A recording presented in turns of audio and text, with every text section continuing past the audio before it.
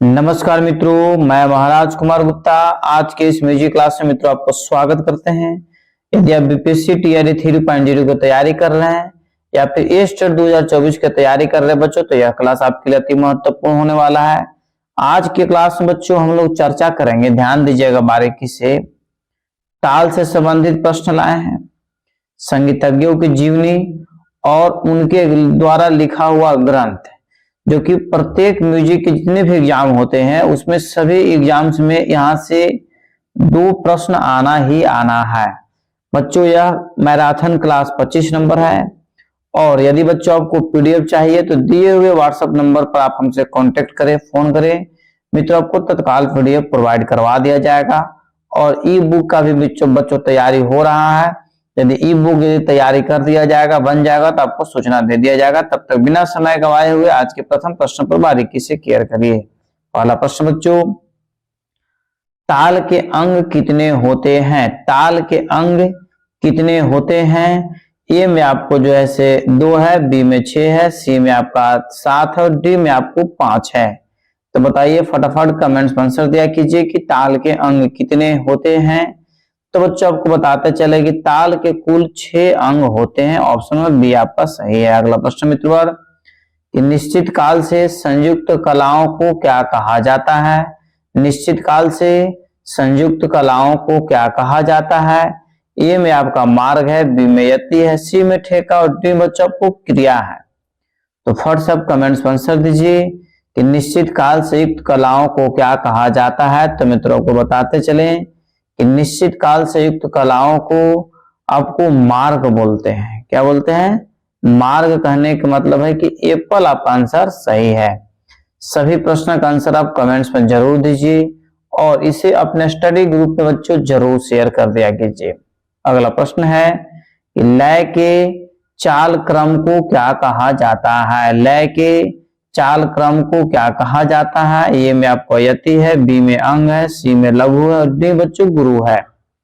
तो बताइए फट से कमेंट्स में आंसर दीजिए कि लय के चाल क्रम को क्या कहा जाता है। तो मित्रों आपको बताते चले कि लय के चाल क्रम को आपको बोला जाता है यति। यति कहने का मतलब है कि एप्पल आंसर आपका सही है।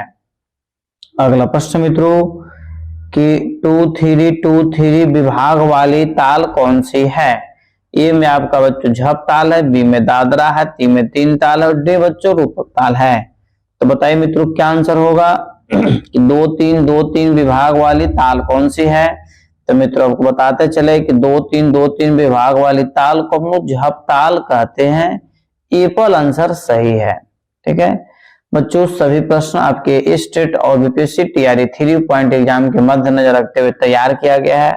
अतः सभी प्रश्नों का कमेंट्स में आंसर आप जरूर दीजिए और इस क्लास को अपने स्टडी ग्रुप में बच्चों जरूर शेयर कर दीजिए ताकि सभी बच्चे पढ़ सकें और सभी बच्चे आगे बढ़ सके। अगला प्रश्न मित्रों कि चौताल में खाली कितनी बार आती है? चौताल में खाली कितनी बार आती है? ए में मित्रों आपको ऑप्शन है 2, बी में 3, सी में 1 और डी में आपका 4 है। तो बताइए मित्रों क्या आंसर होगा कि चौताल में खाली कितनी बार आती है? तो बच्चों आपको बताते चले कि चौताल में जो खाली है वो आपको एक ही बार आता है। ऑप्शन नंबर सी आपका सही है। अगला प्रश्न मित्रों कि 16 मात्रा की ताल का नाम बताएं। मतलब इनमें से कौन सा ऐसा ताल है जिसमें 16 मात्रा का प्रयोग होता है? ए में आपका तिलवाड़ा ताल है, बी में आपका दादरा ताल है, सी में धमार ताल और डी बच्चों झप ताल है। तो बताइए मित्रों क्या आंसर होगा कि 16 मात्रा के ताल का नाम बताएं। तो बच्चों आपके एग्जाम्स के लिए यह प्रश्न अति आवश्यक है कि 16 मात्रा की जो ताल होती है उसको बच्चों हम लोग तिलवाड़ा ताल बोलते हैं। एप्पल आंसर आपका सही है। अगला प्रश्न बच्चों, कौन सा बोल बाएं हाथ से नहीं बजता है? कौन सा बोल बाएं हाथ से नहीं बजता है? तो ए में आपका बच्चों तत होगा, बी में आपका जो है से ता है, सी में बच्चों आपको क है और डी में आपको ग है। तो बताइए बच्चों क्या आंसर होगा कि कौन सा बोल बाएं हाथ से नहीं बजता है? तो मित्रों आपको बताते चले कि ता जो बोल है आपको बाएं हाथ से नहीं बजता है। अगला प्रश्न मित्रों केयर कीजिएगा कि एक ताल में कितनी मात्राएं होती है? एक ताल में कितनी मात्राएं होती है? तो ए में आपको जो है बच्चों 10 है, बी में 11 है, सी में 12 और डी में आपको 14 है। फट से कमेंट्स में आंसर दीजिए कि एक ताल में कितनी मात्राएं होती है। तो बच्चों आपको बताते चलें कि एक ताल में कुल जो है 12 मात्रा होती है। ऑप्शन नंबर सी आपका सही है। अगला प्रश्न मित्रों, आड़ा चार ताल में कितनी बार खाली आती है? आड़ा चार ताल में कितनी बार खाली आती है? तो ए में आपको 3 है, बी में 2 है, सी में 4 और डी में बच्चों 5 है। तो बताइए फट से कमेंट्स में आप आंसर दीजिए कि आड़ा चार ताल में कितनी बार खाली आती है। तो बच्चों को बताते चले कि आड़ा चार ताल में 3 बार खाली आती है। ऑप्शन नंबर ए आपका सही है। इस प्रकार मित्रों अगले प्रश्न पर क्लियर कीजिए कि सम निकलने के बाद जब गीत प्रारंभ हो तो उसे क्या कहते हैं? सम निकलने के बाद जब गीत प्रारंभ हो उसे क्या कहते हैं? ए में आपका बच्चों विषम गृह है, बी में अनागत गृह है, सी में अतीत गृह है और डी में बच्चों समगृह है। इतना बच्चों आपको हम जरूर बोलेंगे कि इसका आंसर जो है अपोजिट है। सम को उल्टा क्या हो जाता है? विषम। सम को उल्टा क्या होता है? विषम। तो कमेंट्स में तुरंत आंसर दीजिए कि सम निकलने के बाद जब गीत प्रारंभ हो तो उसे क्या कहते हैं? तो बच्चों उसे हम लोग विषम गृह कहते हैं। ऑप्शन नंबर ए आपका सही है। इस प्रकार मित्रों अगले प्रश्न की ओर हम लोग चलेंगे कि यदि यति द्रुत लय से आरंभ होकर क्रमशः मध्य फिर विलंबित लय में होती है तो उसे कहते हैं। ए में बच्चों आपका ऑप्शन है पिपलिकायति, बी में गुपुछायति, सी में अस्तोगतायति और डी में बच्चों मृद गायति। तो बच्चों बताइए फट से कमेंट्स में आप आंसर दीजिए कि इस प्रश्न का आंसर क्या होगा, क्योंकि यह प्रश्न आपके एग्जाम्स के लिए महत्वपूर्ण है बच्चों। तो इस प्रश्न का आंसर हो जाएगा आपको गुपुछायति, मतलब ऑप्शन नंबर बी आपका सही है। अगला प्रश्न मित्रों क्लियर कीजिएगा कि इस ताल में पहली मात्रा पर खाली होता है? किस ताल में पहली मात्रा पर खाली होता है? तो मित्रों ए में आपका रूपक ताल, बी में तीव्रा ताल, सी में दादरा ताल और डी में आपका तिलवाड़ा ताल। तो बताइए मित्रों क्या आंसर होगा, किस ताल में पहली मात्रा पर खाली होती है? तो मित्रों आपको बताते चलें कि रूपक ताल के पहली मात्रा पर खाली होती है। एप्पल आंसर आपका सही है। अगला प्रश्न है कि पश्तो ताल में गाई जाने वाली शैली का नाम क्या है? पश्तो ताल में गाई जाने वाली शैली का नाम क्या है? ए में आपका ध्रुपद है, बी में धमार है, सी में ख्याल है, डी में आपका टप्पा है। बताइए बच्चों क्या आंसर होगा कि पश्तो ताल में गाई जाने वाली शैली का नाम क्या है? तो मित्रों इस प्रश्न का आंसर आपका हो जाएगा टप्पा। क्या हो जाएगा? टप्पा कहने का मतलब कि ऑप्शन नंबर डी आपका सही है। अगला प्रश्न मित्रों कि पटाक्षर शब्द किस वाद्य से संबंधित है? ए में आपको पखावज है, बी में ढोलक है, सी में गिटार और डी में आपको सितार है। बच्चों फट से कमेंट्स में तुरंत आंसर दीजिए कि पटाक्षर शब्द किस वाद्य से संबंधित है। तो मित्रों इस प्रश्न का आंसर आपको हो जाएगा कि पटाक्षर शब्द का जो संबंध है पखावज से है। फटाफट बच्चों कमेंट्स में आप आंसर दिया कीजिए। अगला प्रश्न है कि शिखर ताल की एक आवर्तन की लयकारी कितनी मात्राओं में आएगी? शिखर ताल की एक आवर्तन की लयकारी कितनी मात्राओं में आएगी? ए में आपको 3/5, बी में 4/5, सी में 1/5 और डी में 6/7। तो बताइए मित्रों क्या आंसर होगा? आपको प्रत्येक प्रश्न का आंसर कमेंट्स में देना है। तो इस प्रश्न का आंसर आपका हो जाएगा 3/5। कहने का मतलब है कि एप्पल आंसर आपका सही है। क्वेश्चन नंबर 17 है बच्चों कि फरोदस्त ताल की एक आवर्तन में बियाड़ की लयकारी कितनी मात्रा बाद प्रारंभ होगी? ए में आपका 3 है, बी में 4 है, सी में 6 और डी बच्चों 5 है। तो बताइए मित्रों क्या आंसर होगा? फटाफट कमेंट्स में आंसर दिया कीजिए, क्योंकि सभी प्रश्न आपके एग्जाम्स के लिए महत्वपूर्ण है।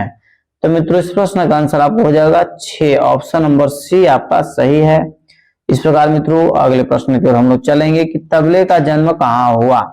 तबले का जन्म कहाँ हुआ? ए में आपका दिल्ली, बी में बनारस, सी में लखनऊ, डी बच्चों कोलकाता। तो बच्चों फट से आप कमेंट्स में आंसर दीजिए कि तबले का जन्म कहाँ हुआ। तो बच्चों को बताते चले कि तबले का जन्मदाता जो माने जाते हैं अमीर खुसरो साहब माने जाते हैं, और अमीर खुसरो जो दिल्ली दरबार में रहते थे। इस प्रकार हम कह सकते हैं कि तबले का जन्म कहाँ हुआ? दिल्ली में। एप्पल आंसर आपका क्या मित्रों? सही है। इस प्रकार बच्चों अगले प्रश्न की ओर क्लियर कीजिए कि फर्रुखाबाद घराना किसके लिए प्रसिद्ध है? फर्रुखाबाद घराना किसके लिए प्रसिद्ध बच्चों? ए में आपका ऑप्शन है टुकड़ा के लिए, बी में कायदा के लिए, सी में गलत के लिए, डी में आपको पेशकार के लिए।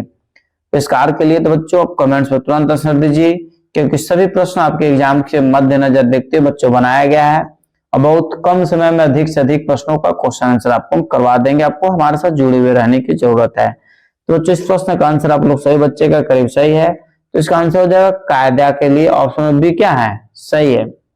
देखिए यदि गलती आपका हो जाए तो उसे घबराना नहीं है, गलती हो गया तो हो गया यार, अगले बार आपको गलती नहीं होगा, ठीक है, क्योंकि जो गलती आप कर दिए उसको अगले बार सुधार दीजिएगा खुद आप।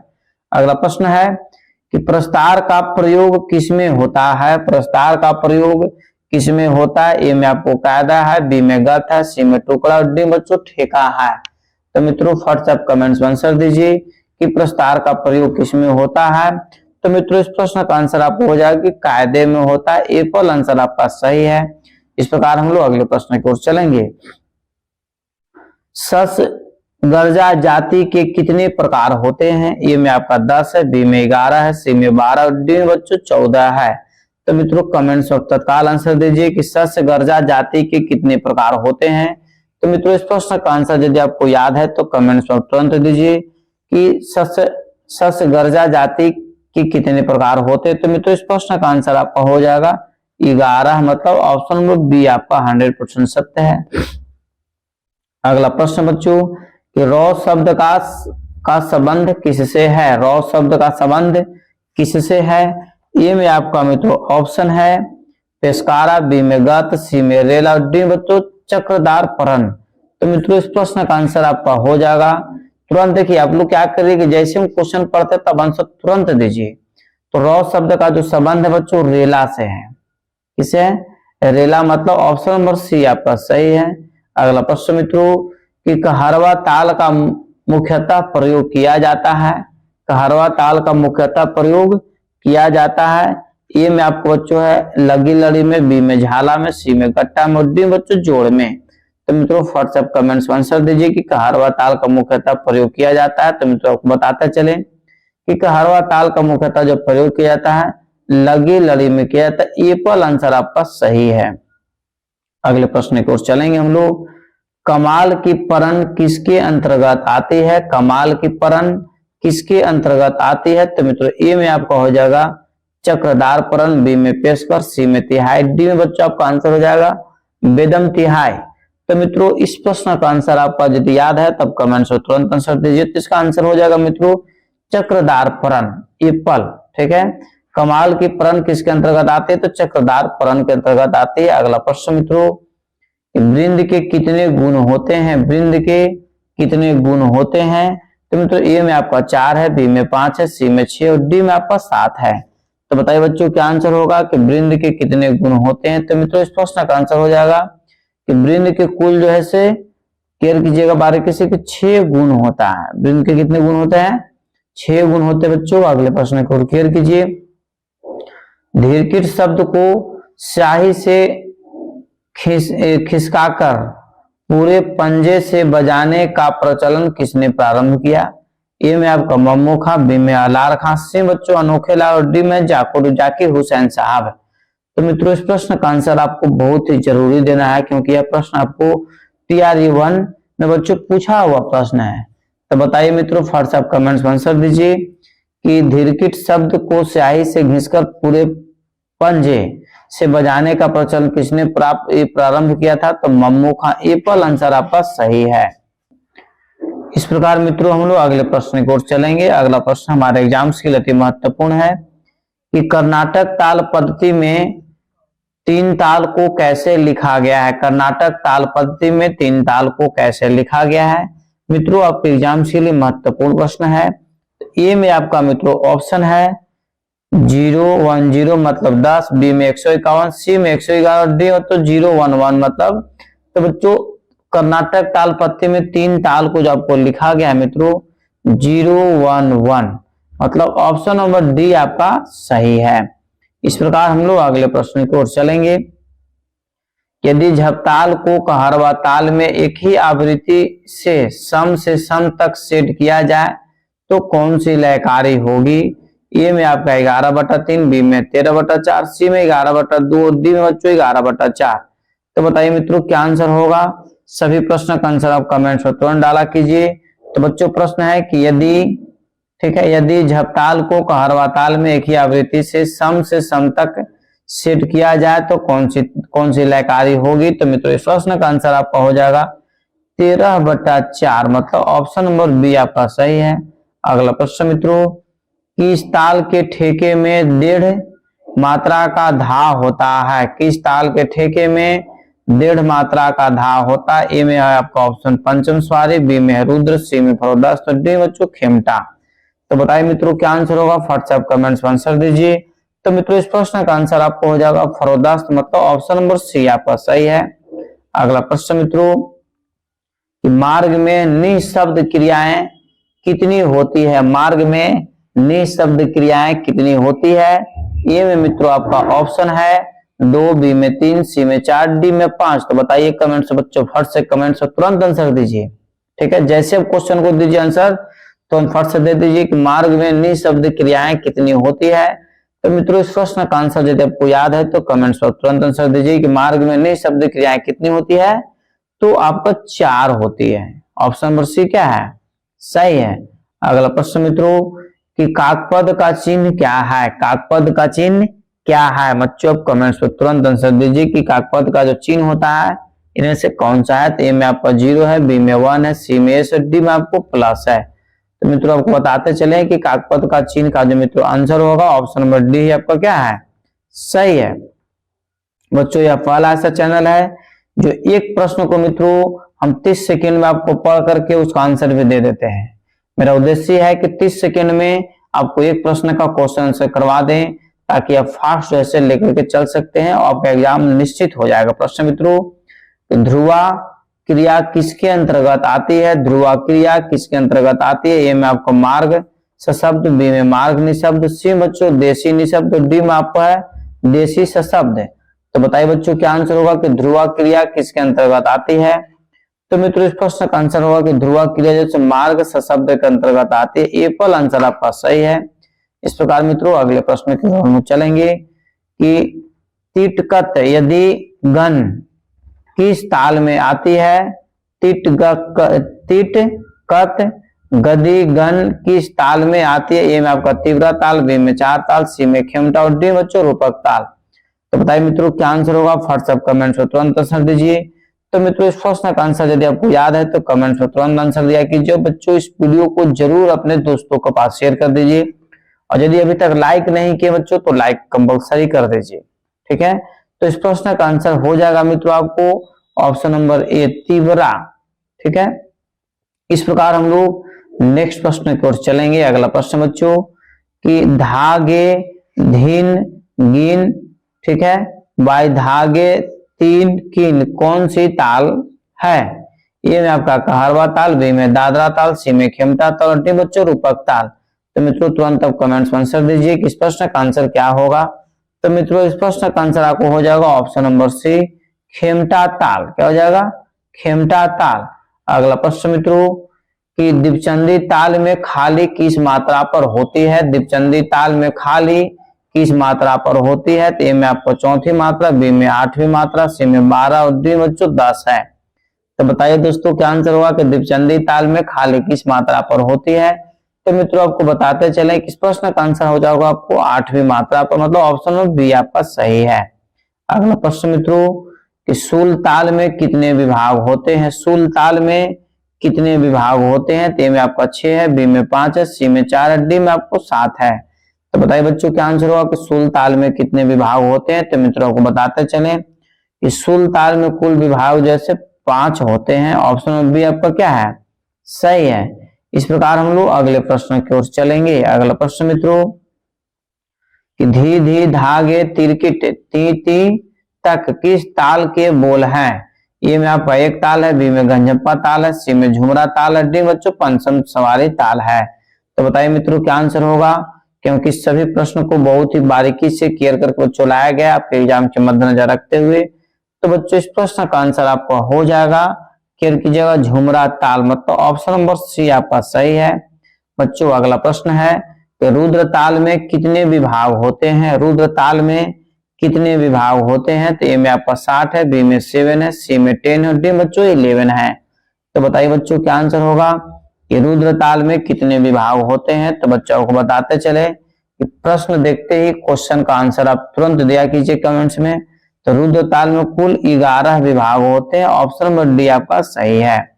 अगला प्रश्न मित्रों कि 3/2/2 किस ताल के विभाग है? ए में आपका दादरा, बी में रूपक, सी में कहरवा और डी में बच्चों पश्तो ताल।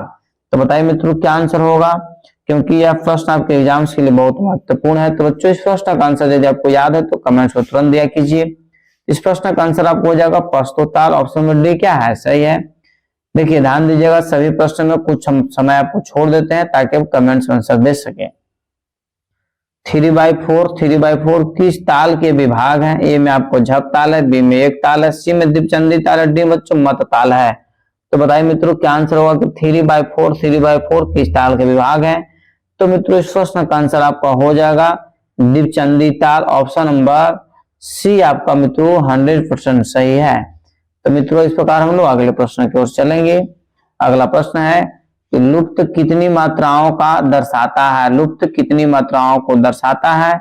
ए में आपका 2 है, सी में 4 है, डी में 6 और डी बच्चों 12 है। तो बताइए मित्रों क्या आंसर होगा कि लुप्त कितनी मात्राओं को दर्शाता है?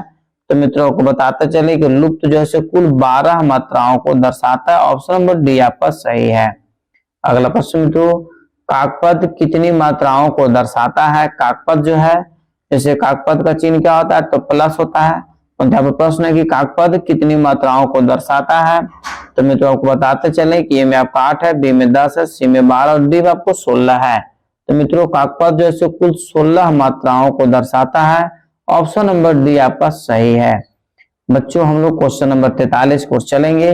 खंड जाति में कितनी मात्राएं होती है? खंड जाति में कितनी मात्राएं होती है? ए में 5 है, बी में 4 है, सी में 3 है, डी में आपको 2 है।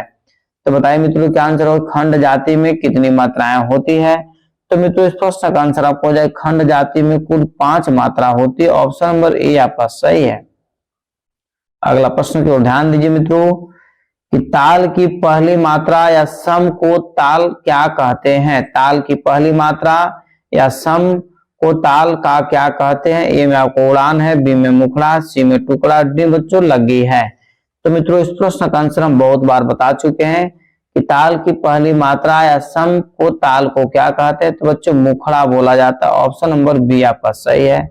मित्रों अगले प्रश्न की ओर क्लियर कीजिए कि लगी के पलटों को कहा जाता है? लगी के पलटों को कहा जाता है। ए में आपको लड़ी है, बी में बाट है, सी में तिहाई, डी बच्चों सम है। तो बताइए मित्रों क्या आंसर होगा कि लगी के पलटों को कहा जाता है? तो मित्रों इस प्रश्न का आंसर आपको यदि याद है तो कमेंट्स में आंसर जरूर दीजिए। तो मित्रों इसको बाट बोला जाता है, ऑप्शन नंबर बी आपका सही है। इस प्रकार मित्रों हम लोग क्वेश्चन नंबर अगले के प्रस्थान करेंगे। ध्यान दीजिएगा एकल वादन के लिए प्रायः किस ताल का चयन किया जाता है? एकल वादन के लिए प्रायः किस ताल का चयन किया जाता है? ए में आपका एक ताल है, बी में झप ताल है, सी में कहरवा ताल है, डी बच्चों त्रिताल है। तो बताइए मित्रों क्या आंसर होगा कि एक ताल के लिए प्रायः किस ताल का चयन किया जाता है? तो मित्रों आपको बताते चले कि एकल वादन के लिए जो मित्रों जो चयन किया जाता है कौन सी ताल का? तो इसका आंसर आपको हो जाएगा मित्रों ऑप्शन नंबर बी झप ताल का, ऑप्शन नंबर बी आपका क्या है? सही है। मित्रों हम लोग अगले प्रश्न की ओर चलेंगे। नेक्स्ट प्रश्न है कि सुलताल और झपताल की मुख्य समानता क्या है? सुलताल और झपताल की मुख्य समानता क्या है? ए में आपका मात्रा, बी में ताली है, सी में खाली और डी में आपको वाद्य है। तो मित्रों आप कमेंट्स में तुरंत आंसर दीजिए कि सुलताल और झपताल की मुख्य समानता क्या है? तो मित्रों आपको बताते चले कि इस प्रश्न का आंसर आपका हो जाएगा मित्रों एप्पल अर्थात मात्रा। क्या हो जाएगा? मात्रा। अगले प्रश्न को हम लोग क्लियर करेंगे। अगला प्रश्न मित्रों क्लियर कीजिए कि रूपक ताल में कितनी मात्राएं या विभाग होती है? तो ए में आपको 16/4 है, बी में 6/2 है, सी में आपको 7/3 है और डी में आपको है 14/4। तो बच्चों बताइए क्या आंसर होगा कि रूपक ताल में कितनी मात्राएं विभाग होते हैं? तो मित्रों इस प्रश्न का आंसर आपका हो जाएगा, क्लियर कीजिएगा बारीकी से, ऑप्शन नंबर सी मतलब 7/3 आपका सही आंसर है। अगला प्रश्न बच्चों कि सर्वप्रथम रचित वेद का नाम है। बच्चों को बताते चले कि आज के टॉपिक ही है ताल। ठीक है, ध्यान दीजिएगा, ताल और भारतीय ग्रंथ, संगीत के ग्रंथ तथा भारतीय या विदेशी विद्वान संगीतज्ञ के, इसके बारे में आज हम लोग जिक्र करेंगे। तो सर्वप्रथम रचित वेद कौन सा है? सामवेद, अथर्ववेद, ऋग्वेद, यजुर्वेद। बच्चों इस प्रश्न का आंसर आप कमेंट्स में तुरंत दीजिए, क्योंकि इसका आंसर यदि हम खुद बताते हैं तो बहुत दुख होगा हमको कि आप लोग को आंसर सही नहीं होगा। इसी तरीका से वाह, क्या आप लोग फटाफट एकदम धक आप लोग आंसर दे रहे हैं। और इसी तरीका से सभी प्रश्न का यदि आंसर दे दीजिएगा तो निश्चित है कि आपका रिजल्ट हो जाएगा। तो मित्रों, सर्वप्रथम रचित वेद का नाम है ऋग्वेद। क्या नाम है? ऋग्वेद। ठीक है, अगला प्रश्न बच्चों क्लियर कीजिएगा कि ऋग्वेद में सुशीलवाद का नाम दिया गया है। मतलब ऋग्वेद में सुशीलवाद को कौन से नाम से जाना जाता है, या ऋग्वेद में सुशीलवाद को क्या बोला जाता है? तो मित्रों इस प्रश्न का ऑप्शन आपको है ए में बांसुरी, बी में नाष्टी, सी में गज और डी में आपको भांड है। तो मित्रों फट सब कमेंट्स में आंसर दीजिए कि ऋग्वेद में सुशीलवाद को बच्चों नाष्टी बोला जाता है। ऑप्शन वो बी आपका सही है। अगला प्रश्न मित्रों, वैदिक काल में गज का नाम क्या था? वैदिक काल में गज का नाम क्या था? तो ए में आपका इसका है, बी में पिनाकी, सी में विपंची और डी बच्चों सरस्वती। तो बताइए मित्रों क्या आंसर होगा कि वैदिक काल में गज का नाम क्या था? तो मित्रों वैदिक काल में गज का आपको इसका बोला जाता था। ए पर आंसर मित्रों आपका सही है। अगले प्रश्न की ओर चलेंगे हम लोग। किस वेद में सामगान का संबंध ऋतुओं से जोड़ा गया है? किस वेद में सामगान का संबंध ऋतुओं से जोड़ा गया है? ए में आपका अथर्ववेद, बी में ऋग्वेद, सी में यजुर्वेद और डी में बच्चों सामवेद। तो बताइए बच्चों कमेंट्स में तुरंत दर्शन दीजिए कि किस वेद में सामगान का संबंध ऋतुओं से जोड़ा गया है। तो मित्रों इस प्रश्न का आंसर आपको हो जाएगा यजुर्वेद से। ऑप्शन नंबर सी आपका सही है। ठीक है, बहुत ही क्रिटिकल क्वेश्चन था। इस प्रश्न का अधिकांशतः बच्चे सामवेद मार कर निकल जाएंगे और यहाँ पर सामवेद नहीं होगा। किस वेद का सामगान का संबंध ऋतुओं से जोड़ा गया है? तो मित्रों यजुर्वेद को। अगला प्रश्न बच्चों क्लियर कीजिएगा। सामवेद के 3 स्वरों में से एक है। सामवेद के 3 स्वरों में से एक है। ए में आपका उदात है, बी में कुष्ठ, सी में अनिष्ट, डी बच्चों संचारी है। तो मित्रों आपको बताते चले कि सामवेद के 3 स्वरों में से एक आपको उदात है। ए पर आंसर आपका सही है मित्रों। अगला प्रश्न पर क्लियर कीजिएगा। भरत ने कितनी जातियों का उल्लेख किया है? भरत ने कितनी जातियों का उल्लेख किया है? ए में आपका 20 है, बी में 11, सी में 18 है, डी में आपका बच्चों 22 है। तो बच्चों फट से कमेंट्स में आंसर दीजिए कि भरत साहब ने कितनी जातियों का उल्लेख किया है। तो बताते चले कि भरत साहब ने कुल 18 जातियों का उल्लेख किया है। अगला प्रश्न बच्चों क्लियर कीजिएगा बारीकी से कि महाभारत में श्लोकों की संख्या कितनी है? महाभारत में श्लोकों की संख्या कितनी है? ए में आपका 1 लाख है, बी में 4 लाख, सी में 8 लाख और बी बच्चों 12 लाख। तो मित्रों बताइए सबसे पहले कमेंट्स में आप आंसर दीजिए कि महाभारत के लेखक कौन है? आपको कमेंट्स में आंसर देना है कि महाभारत के लेखक कौन है। इसके बाद हम बच्चों आपको बताएंगे कि महाभारत में श्लोकों की संख्या कितनी है। तो मित्रों आपको बताते चले कि महाभारत में कुल श्लोकों की संख्या 1 लाख है। ठीक है, समथिंग। ठीक है, इस प्रकार बच्चों अगले प्रश्न को चलेंगे हम लोग। किन्नरी बीना के आविष्कार कौन किए थे? किन्नरी बीना के आविष्कार कौन थे? तो मित्रों ए में आपका ऑप्शन है, क्लियर कीजिएगा बारीकी से। ए में जो मित्रों आपका ऑप्शन है मतंग मुनि होगा। मतंग मुनि, मतंग मुनि। ठीक है, और बी में आपका सारंगदेव, सी में लोचन साहब, डी में आपको वेंकटमुखी साहब है। तो बताइए बच्चों की किन्नरी बीना का आविष्कार कौन थे? तो किन्नरी बीना का आविष्कार आपको मतंग साहब हैं। अगले प्रश्न को क्लियर कीजिए। नाट्य शास्त्र में कितने रसों का उल्लेख मिलता है? नाट्य शास्त्र में कितने रसों का उल्लेख मिलता है? ए में आपको 5 है, बी में 4 है, सी में 8 है, डी में बच्चों 9 है। तो बताइए मित्रों क्या आंसर होगा कि नाट्य शास्त्र में कितने रसों का उल्लेख मिलता है? तो बच्चों आपको बताते चले कि नाट्य शास्त्र में कुल जैसे 8 रसों का उल्लेख मिलता है। ऑप्शन नंबर सी आपका सही है। अगला प्रश्न मित्रों, मतंग मुनि कौन सा बीना बजाते थे? मतंग मुनि कौन सा बीना बजाते थे? तो ए में आपका किन्नरी बीना, बी में महती बीना, सी में चित्रा बीना और डी बच्चों विपंची बीना है। तो बताइए मित्रों क्या आंसर होगा कि मतंग मुनि कौन से बीना को बजाते थे? तो यदि आपको इस प्रश्न का आंसर यदि आपको याद है बच्चों तो आप कमेंट्स में तुरंत आंसर दीजिए। इसका आंसर क्या होगा? तो मित्रों इसका मतंग मुनि ने कौन से बीना का निर्माण किए बजाते थे? सॉरी, तो चित्रा बीना को बजाते थे। ऑप्शन नंबर सी आपका सही है। अगले प्रश्न की ओर चलेंगे कि भरत शास्त्रम ग्रंथ के लेखक कौन है। अति महत्वपूर्ण प्रश्न बच्चों कि भरत शास्त्रम ग्रंथ के लेखक कौन है। तो मित्रों इस प्रश्न का आंसर आपका हो जाएगा ऑप्शन नंबर सी रघुनाथ साहब। ऑप्शन नंबर सी इसका क्या है, सही है। इस प्रकार मित्रों अगले प्रश्न की ओर हम लोग चलेंगे। अगला प्रश्न मित्रों 60 नंबर प्रश्न है कि गीतलांकर ग्रंथ के रचयिता कौन है। गीतलांकर ग्रंथ के रचयिता कौन है। ए में आपका है कोहल साहब, बी में टीपू भोपाल, सी में अनंत नारायण और डी में बच्चों गणेश देव। तो बताइए मित्रों क्या आंसर होगा कि गीतलांकर ग्रंथ के रचयिता कौन है। तो मित्रों इस प्रश्न का आंसर यदि आपको याद है तो कमेंट्स आप तुरंत आंसर दीजिए। तो मित्रों गीतलांकर ग्रंथ के रचयिता आपको कोहल साहब है। ऑप्शन नंबर एप्पल आपका सही है। अगला प्रश्न बच्चों कि संगीत रत्नाकर में कितने रागों की चर्चा हुई है। संगीत रत्नाकर में कितने रागों की चर्चा हुई है। ए में आपका 108 है, बी में आपका 233 है, सी में आपका 262 और डी बच्चों 246 है। तो बताइए बच्चों क्या आंसर होगा कि संगीत रत्नाकर में कितने रागों की चर्चा हुई है। तो मित्रों आपको बताते चले कि संगीत रत्नाकर में कुल 246 रागों की चर्चा हुई। ऑप्शन नंबर डी आपका सही है। कोई कोई किताब बच्चों 264 दे दिया है, परंतु 246 आपका सही है। इसके पिछले क्लास में बच्चों 246 हम आपको सही आंसर बताए थे।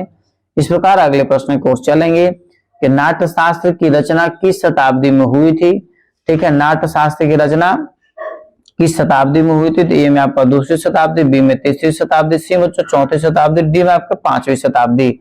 तो बच्चों फट से कमेंट्स में आंसर दीजिए कि नाट्य शास्त्र की रचना जो है किस शताब्दी में हुई थी। तो मित्रों आपको बताते चले कि नाट्य शास्त्र की जो रचना हुई। तो मित्रों इस प्रश्न का आंसर आपको कमेंट्स में देना अति आवश्यक है कि नाट्य शास्त्र के जो लेखक है आपको भरत मुनि साहब हैं, परंतु नाट्य शास्त्र की रचना कब हुई थी तो चौथी शताब्दी में। ऑप्शन नंबर सी आपका क्या है, सही है। अगला प्रश्न बच्चों गीत गोविंद ग्रंथ गीत किस शैली में है। गीत गोविंद ग्रंथ के लेखक जो जयदेव साहब है तो किस शैली में। ए में आपका टप्पा, बी में ख्याल, सी में प्रबंध और डी में बच्चों ठुमरी गायन शैली। तो बताइए बच्चों क्या आंसर होगा कि गीत गोविंद ग्रंथ में गीत किस शैली में है। तो मित्रों इस प्रश्न का आंसर यदि आपको याद है तो आंसर आप कमेंट्स में तुरंत दिया कीजिए।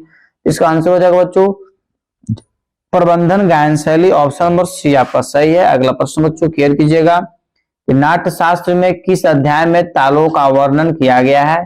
ए में आपका 39, बी में 30, सी में 31, डी में 32। तो बताइए मित्रों क्या आंसर होगा कि नाट्य शास्त्र में किस अध्याय में तालों का वर्णन किया गया है। तो बच्चों आपको बताते चले कि इस प्रश्न का यदि आंसर आपको याद है तो फट से कमेंट्स में तुरंत आंसर दिया कीजिए कि नाट्य शास्त्र में किस अध्याय में तालों का वर्णन किया गया है। तो 31वां अध्याय में। ऑप्शन नंबर सी आपका सही है। अगला प्रश्न मित्रों कि पंडित भारखंडे द्वारा आरंभ की गई मासिक पत्रिका कौन सी थी। ए में आपको छायानौट है, बी में अभिनव राग मंजरी है, सी बच्चों भरत वर्तिकम है और डी में आपको संगीत है। तो बताइए बच्चों क्या आंसर होगा कि पंडित भारखंडे द्वारा आरंभ की गई मासिक पत्रिका कौन सी थी। तो अभिनव राग मंजरी। अभिनव राग मंजरी एक पत्रिका है जिसको आरंभ किसने किए थे तो भारत खंडे साहब किए। तो ऑप्शन नंबर बी आपका सही है बच्चों।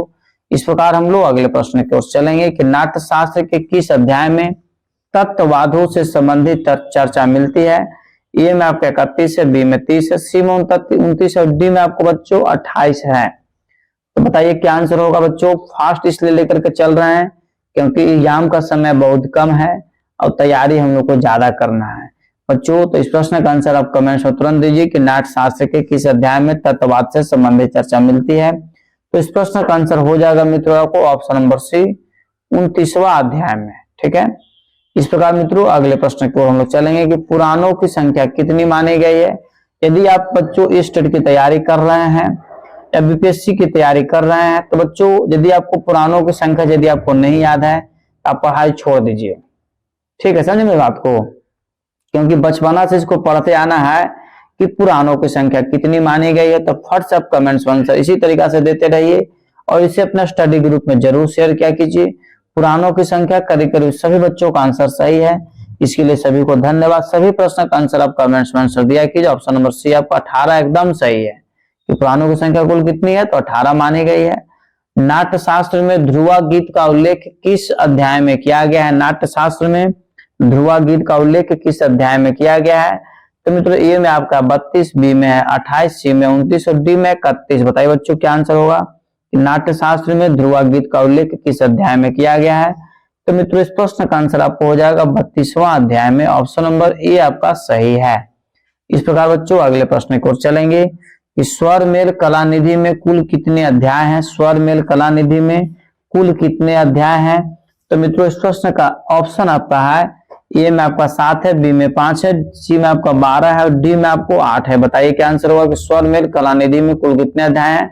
तो बच्चों आपको बताते चले कि स्वर मेल कलानिधि में कुल 5 अध्याय है। ऑप्शन नंबर बी आपका सही है।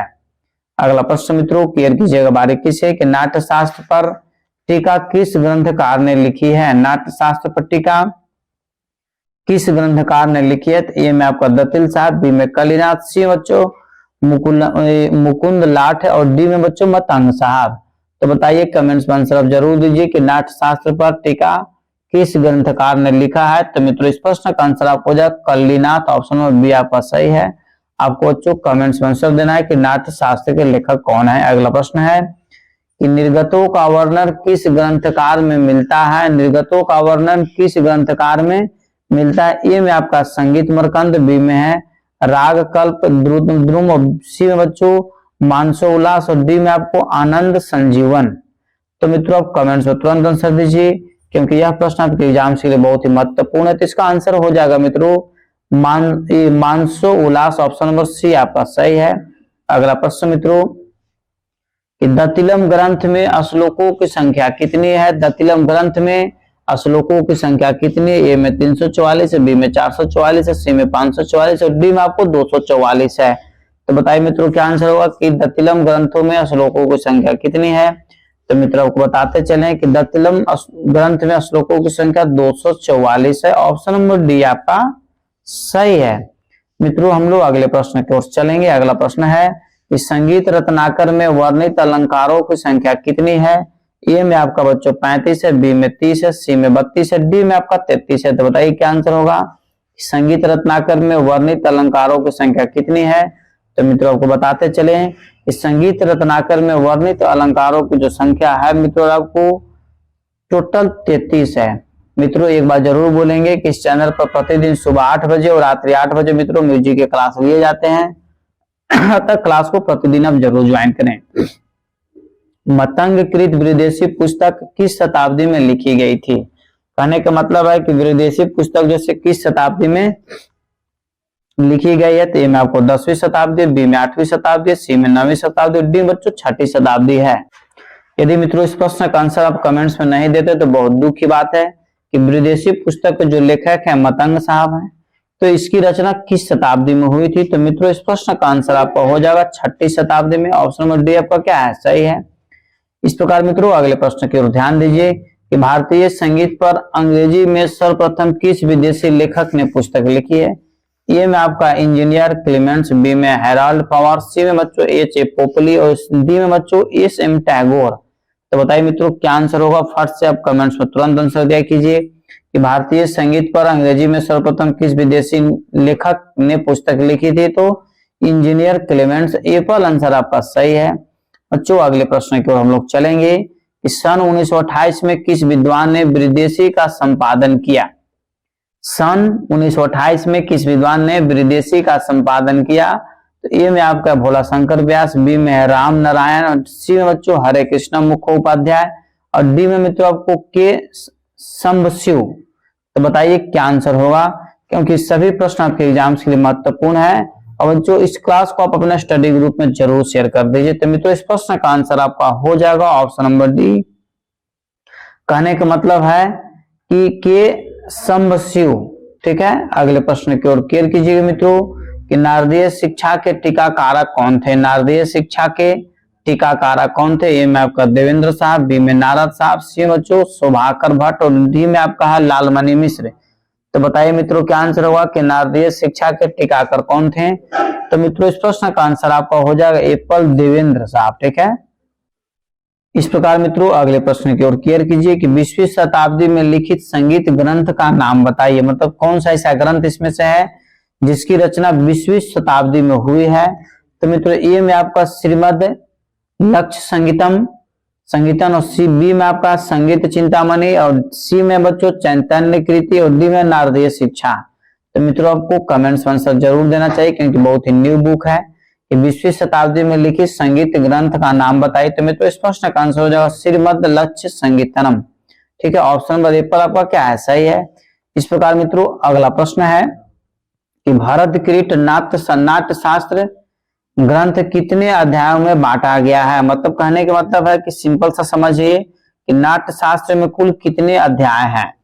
भारतकृत नाट्य शास्त्र कितने अध्यायों में बांटा गया, अर्थात कहने के मतलब कि नाट्य शास्त्र में कुल कितने अध्याय हैं। तो मित्रों इस प्रश्न का आंसर आपको हो जाएगा नाट्य शास्त्र में कुल 36 अध्याय है। ऑप्शन नंबर सी आपका सही है। अगला प्रश्न मित्रों, इस संगीत रत्नाकर ग्रंथ में कितने अध्याय हैं, बताइए। फट सब कमेंट्स में आंसर दिया कीजिए कि संगीत रत्नाकर अध्याय में ग्रंथ में कितने अध्याय हैं।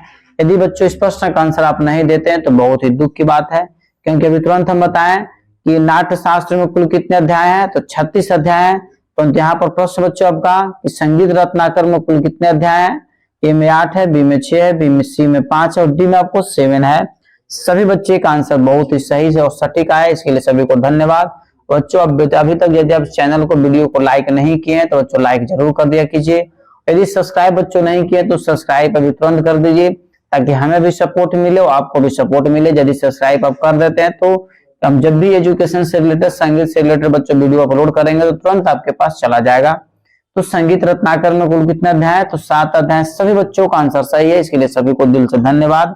अगला प्रश्न बच्चों जो आज का अंतिम प्रश्न है, संगीत संबंधी जानकारी नाट्य शास्त्र के किस अध्याय में प्राप्त होता है। नाट्य शास्त्र में कुल जैसे 7 अध्याय है, तो संगीत संबंधी जानकारी नाट्य शास्त्र के किस अध्याय में प्राप्त होता है, तो 16 से 20, बी में बच्चों 1 से 15, और बच्चों यहाँ पर गलत आंसर बोला गया है, ध्यान दीजिएगा। नाट्य शास्त्र में जो बच्चों हम 7 अध्याय बता दिए, गलत बता दिए। नाट्य शास्त्र में कुल अध्याय जो 36 अध्याय है। ठीक है, तो प्रश्न है कि संगीत संबंधी जानकारी नाट्य शास्त्र के किस अध्याय में प्राप्त होता है। 16 से 20 अध्याय, 1 से 15 अध्याय, बी में सी में आपका 20 से 26 अध्याय, और डी में मित्रों आपका ऑप्शन है 28 से 33 अध्याय। तो बताइए मित्रों क्या आंसर होगा कि संगीत संबंधी जानकारी नाट्य शास्त्र के किस अध्याय में प्राप्त होता है। तो मित्रों इस प्रश्न का आंसर आपको हो जाएगा 28 से 33। 28 से 33 ऑप्शन नंबर डी आपका क्या है, सही है।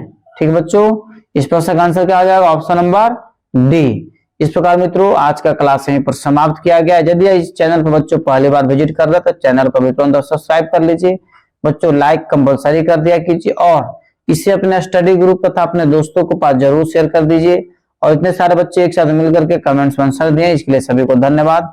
एक चीज आपको जरूर बोलेंगे कि प्रतिदिन सुबह 8 बजे और रात्रि 8 बजे मित्रों प्रतिदिन क्लास को ज्वाइन करिए ताकि आपका रिजल्ट निश्चित हो जाए। मित्रों ई बुक और पीडीएफ यदि आपको चाहिए तो दिए हुए व्हाट्सएप नंबर पर मित्र आप हमसे कांटेक्ट करें। आपको तत्काल मित्रों जैसे पीडीएफ और ई बुक आपको तैयार जैसे भेज दिया जाएगा। इसका चार्ज है 199 रुपीज। टोटल जैसे 65 पीडीएफ आपको मिलेंगे, और ई बुक भी बच्चों बहुत जल्द तैयार होगा। तब तक के लिए स्वस्थ रहिए, मस्त रहिए। एक बार प्रेम से बोलिए भारत माता की जय।